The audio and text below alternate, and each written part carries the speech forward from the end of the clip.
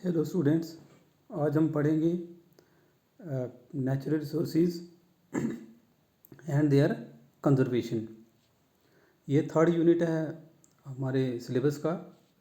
तो इसमें अलग अलग टॉपिक हैं, जैसे फर्स्ट टॉपिक है फॉरेस्ट रिसोर्सेज, फिर है water resources, food resources, energy resources and land resources. तो फॉरेस्ट रिसोर्सेज को शुरू करने से पहले हमें ये पढ़ना है कि नेचुरल रिसोर्सेज क्या होते हैं। तो ये क्योंकि forest resources is also a natural resource, तो first of all we should know what is natural resources. तो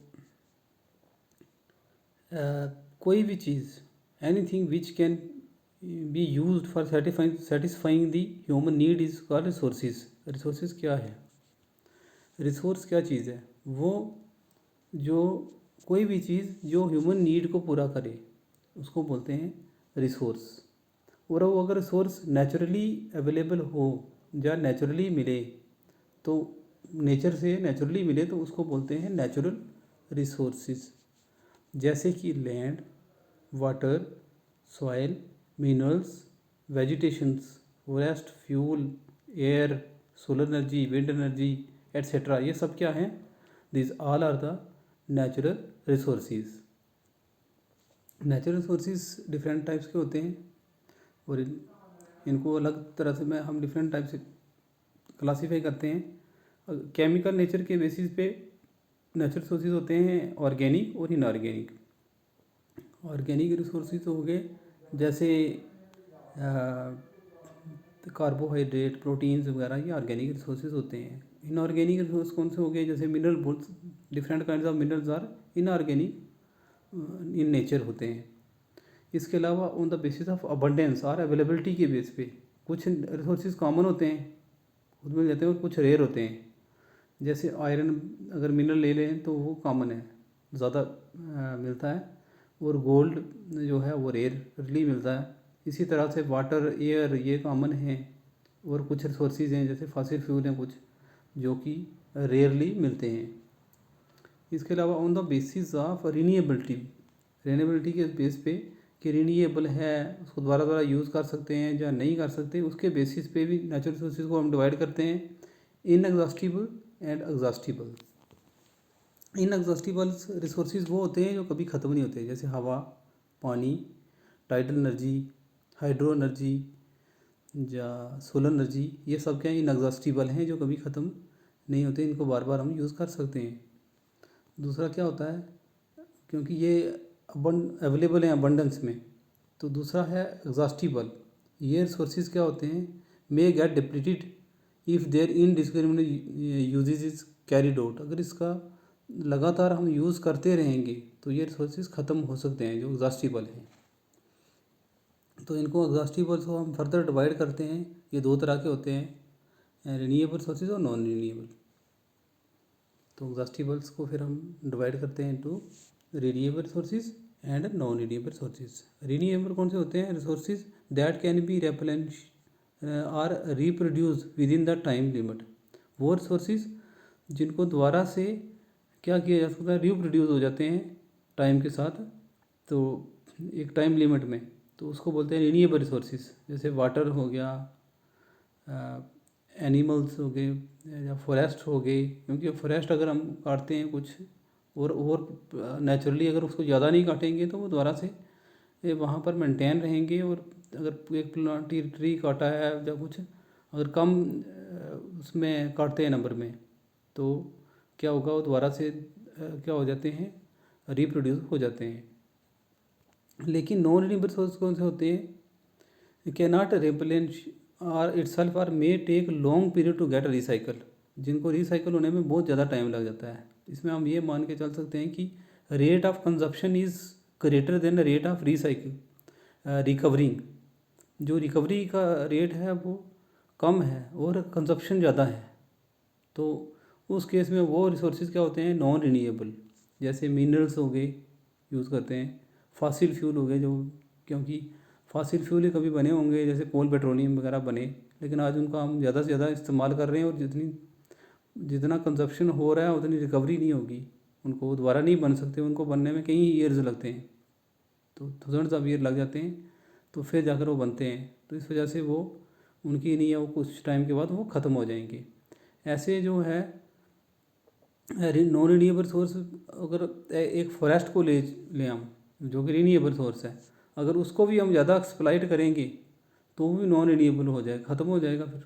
तो ऐसे तो जैसे हम बोलते हैं कि पानी ख़त्म हो जाएगा, तो ग्राउंड वाटर को हम तेज़ी से ख़त्म कर रहे हैं, उस तेज़ी के साथ वो रिकवर नहीं हो पा रहा है, तो उस वजह से वो भी ये क्या है, उसको भी हम फिर कंसीडर कर सकते हैं। तो ये हो गए कुछ कि नेचुरल रिसोर्स क्या होता है, उसके टाइप्स क्या होते हैं, ये बेसिक्स पढ़े थे। अब हम आ जाते हैं टॉपिक नंबर 1 पे, हमारे 3rd यूनिट का, जिसका है forest resources, uses and consequences of our utilization और एक्सप्लॉयटेशन ऑफ फॉरेस्ट जो करते हैं। फिर इसका होता है डिफॉरेस्टेशन, जो होता है फॉरेस्ट रिसोर्स का, एंड इट्स कॉन्सिक्वेंसेस, ये हैं टॉपिक है हमारा जो 3.1 है। तो उसमें सबसे पहले हम पढ़ेंगे फॉरेस्ट रिसोर्स क्या होता है। Word forest is derived from the Latin word foris. ये फॉरेस्ट वर्ड कहाँ से आया है? लैटिन वर्ड फोरिस से, जिसका मतलब होता है आउटसाइड। तो फॉरेस्ट क्या चीज़ होती है? आउटसाइड। कहाँ से outside? Outside from human habitation, जहाँ लोग रहते हैं, अवे फ्रॉम ह्यूमन हैबिटेशन, वहाँ से दूर, किसी विलेज से बाहर जो एरिया होता है और उस एरिया को हमने कंसिडर किया क्या? फॉरेस्ट।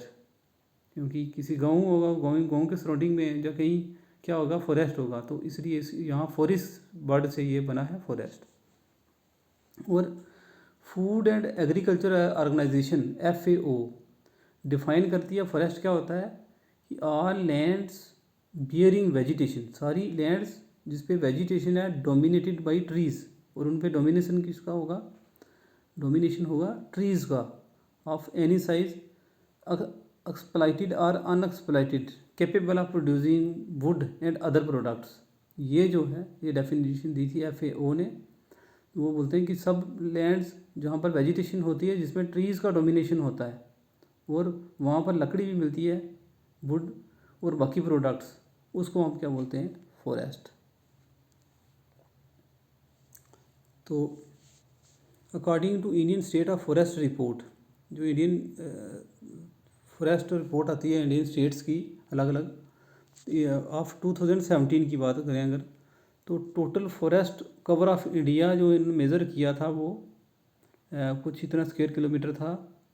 तो इसमें क्या है? Which is about 21.54% of the total geographical area.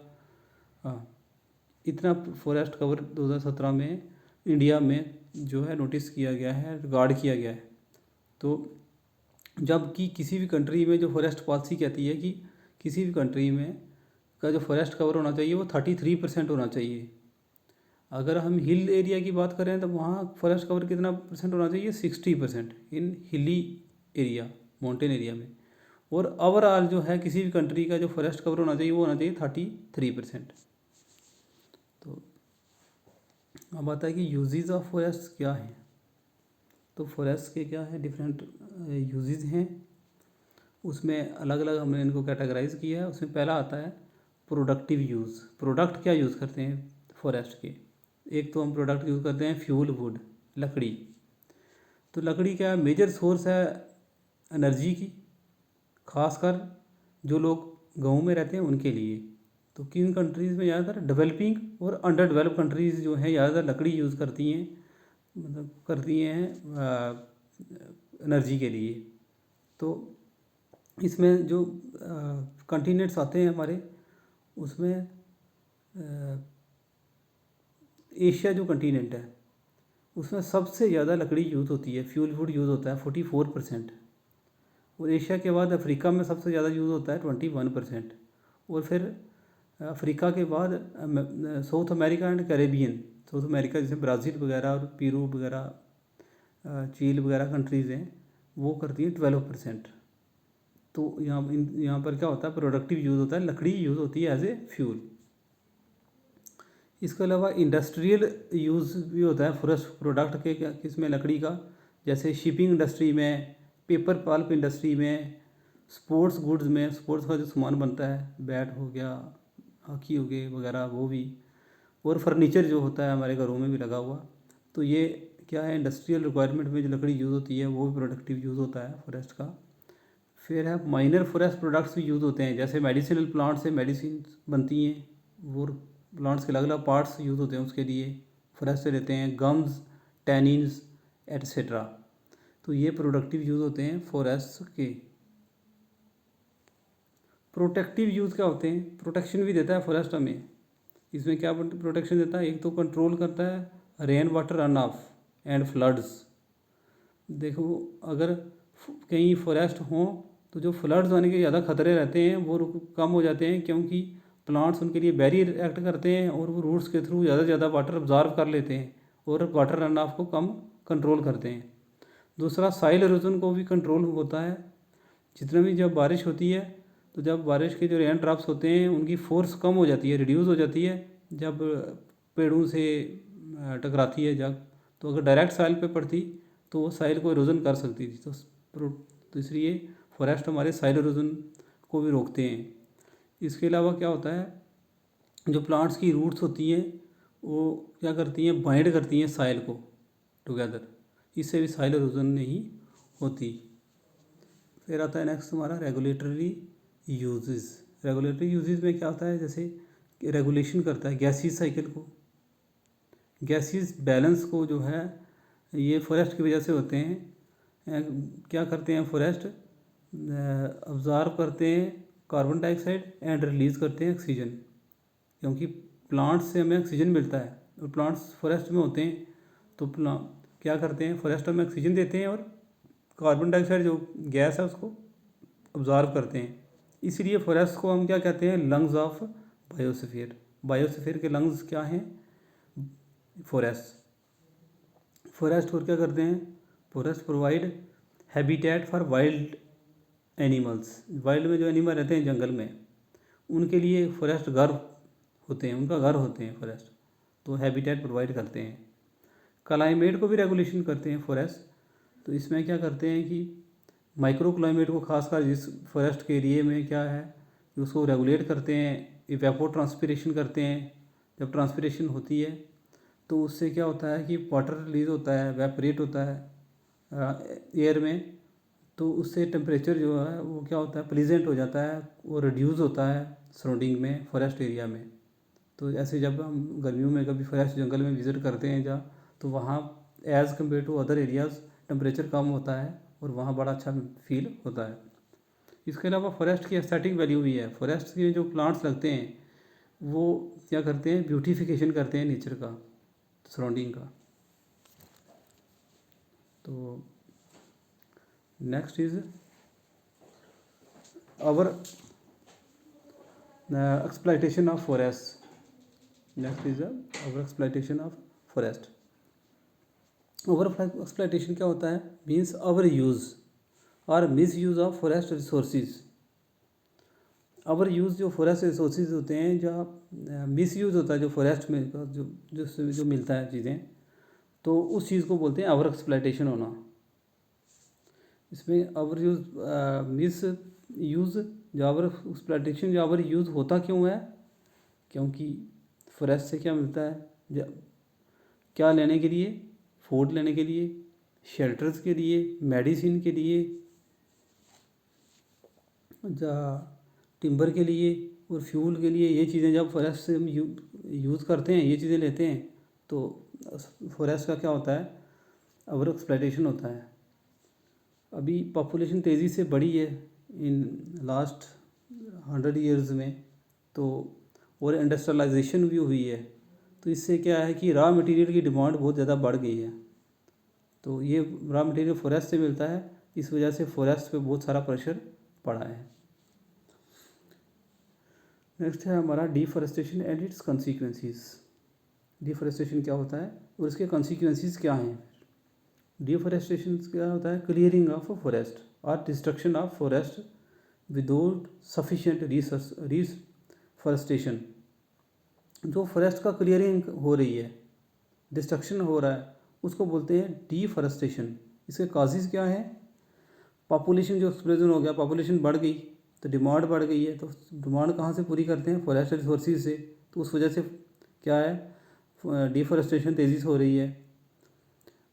इसके अलावा फॉरेस्ट फायर, जब जंगल में आग लगती है, जहाँ वो नेचुरल भी हो सकती है, मैन मेड भी हो सकती है, उस वजह से डिफॉरेस्टेशन होता है। ग्रेजिंग बाई लाइव स्टॉक, जो भी लाइव स्टॉक होते हैं वो ग्रेज करते हैं जब, तो उससे भी डिफॉरेस्टेशन होता है। पेस्ट अटैक होते हैं, जो इंसेक्ट अटैक करते हैं प्लांट्स पर, वो भी, और बहुत सारी बीमारियां लगती हैं। और नेचुरल कैलामिटीज़ लाइक फ्लड्स आते हैं, स्टॉर्म्स आते हैं, स्नो और लाइटनिंग वगैरह, इससे भी डिफॉरेस्टेशन होती है। और आज पॉपुलेशन बढ़ने से लोग फॉरेस्ट के जो कवर है उसको कम कर रहे हैं और लैंड एरिया अपना, और जो एडजेसेंट लैंड एरिया होता है एग्रीकल्चर को बढ़ाते हैं जो फॉरेस्ट के पास रहते हैं। तो उससे वो भी कारण है डिफॉरेस्टेशन का। तो इफ़ेक्ट्स क्या है डिफॉरेस्टेशन के? What are the effects of deforestation? क्या बड़े डिफॉरेस्टेशन से जो लोग जंगल में रहते हैं, जो एनिमल्स वगैरह रहते हैं, उनका हैबिटेट डिस्ट्रक्शन हो रहा है। साइल एरोजन होती है, क्योंकि सब फॉरेस्ट तो साइल को बाइंड करने में मदद करते हैं, तो साइल एरोजन होती है। ऑक्सीजन लिबरेशन में कमी आती है, रिडक्शन इन ऑक्सीजन लिबरेशन, क्योंकि फॉरेस्ट क्या करते हैं, और लंग्स ऑफ होते हैं बायोस्फीयर, तो ये हमें ऑक्सीजन प्रोवाइड करते हैं। और फॉरेस्ट में जो ट्रीज़ नहीं रहेंगे, फॉरेस्ट नहीं रहेंगे, तो ऑक्सीजन कौन देगा? इनक्रीज़ ऑफ पोल्यूशन, बहुत सारे पोल्यूटेंट गैसेस को जो प्लांट्स होते हैं, ट्रीज़ होते हैं जो फॉरेस्ट में, वो ऑब्जर्व करते हैं पोल्यूटेंट गैसेस को। तो जैसे ही फॉरेस्ट ख़त्म हो रहे हैं तो पोल्यूटेंट गैसेस बढ़ रही हैं। फॉरेस्ट प्रोडक्ट जो फॉरेस्ट से मिलते हैं, जब फॉरेस्ट ही ख़त्म हो जाएंगे तो प्रोडक्ट कहाँ से मिलेंगे? वो भी कम होंगे। लॉस ऑफ कल्चरल डाइवर्सिटी, लोग बहुत सारे ऐसे भी हैं जो ट्राइबल हैं, जहाँ अब वो भी डिपेंडेंट है फॉरेस्ट पर, उन पर इफेक्ट पड़ रहा है। लॉस ऑफ बायोडाइवर्सिटी के वैरायटी ऑफ लिविंग बींग्स जो है, वो भी वैरायटी भी ख़राब हो रही है, कमी हो रही है उसकी फॉरेस्ट के डिफॉरेस्टेशन की वजह से। और स्कार्सिटी ऑफ फ्यूल वुड में कमी आ रही है।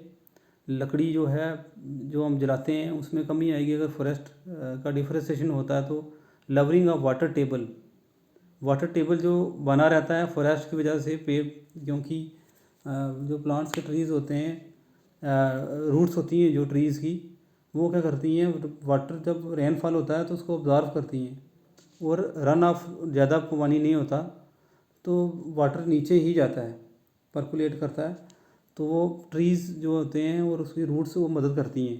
लेकिन जब फॉरेस्ट ही नहीं रहेंगे तो ये रन ऑफ सीधा पानी बह के चला जाएगा, रेन का भी, तो वाटर टेबल जो है उसका भी क्या होगा, लोअर हो जाएगा। इसके अलावा rise in carbon dioxide level and other green house gases, carbon dioxide को कौन ऑब्जर्व कर, क्योंकि फोटोसिंथेसिस में जो प्रोसेस होता है, जो प्लांट्स का इंपॉर्टेंट, उसमें कार्बन डाइऑक्साइड को ऑब्जर्व करते हैं और वो ऑक्सीजन को रिलीज़ करते हैं। लेकिन जब फॉरेस्ट काट देंगे, ट्रीज़ काटेंगे जब, तो कार्बन डाइऑक्साइड का लेवल बढ़ेगा, क्योंकि उनको ऑब्जर्व करने वाले वो स्पीशीज़ ख़त्म होंगे। तो इस कारण जब वो कार्बन डाइऑक्साइड बढ़ेगा, carbon dioxide is a green house gas जो कि टेम्परेचर बढ़ाती है, तो उसकी वजह से क्या होगा, ग्लोबल वार्मिंग होगी। तो जब ग्लोबल वार्मिंग होगी तो फिर क्लाइमेट चेंज भी होगा। तो this is all about our topic forest resources uses and our exploitation of forest and consequences of deforestation.